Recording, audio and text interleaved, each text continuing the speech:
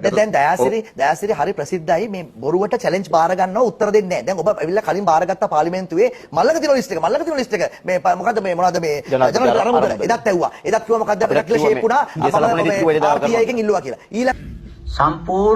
සම්පූර්ණට කිව්වා ජනතා විමුක්ති පෙරමුණ මේ පාවිච්චි කරපු ආයුධ ඒ දවස්වල මේ සමාජයේ තියෙන සැරිසරනවා තැන් වල මම දෙන්න ලිස්ට් එක මම දෙන්නම් පොලිසියට ගහපුවා මම දෙන්න ලිස්ට් එක මේ මම දෙන්න කවුද පෙට්‍රල් ෂෙඩ් වලට යව්වේ මම දෙන්නම් දැන් දයාසිරි මේ තරහ වෙන්න එපා කිව්වට ඔයා වැටලා තියෙන්නේ මේ නිකන් මේ කිසිම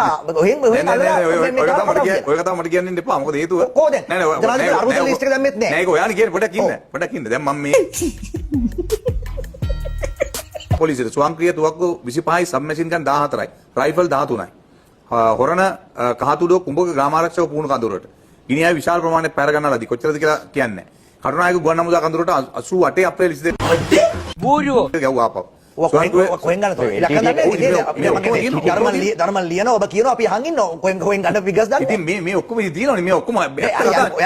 දැන් බලන්න පන්නලා අපි දන්නවනේ පන්නලා සහායක පුහුණු කඳවුරට ගැව්වා අපිට හොඳට මතකයි 88 නොවැම්බර් පළවෙනි නෑ ගැව් එක දන්නවා ඔබ 500 තුවක්කු දාන ඉතින් මේක නෑ ගැව් එක දන්නවා ඔබේ ගම හින්දා නෑ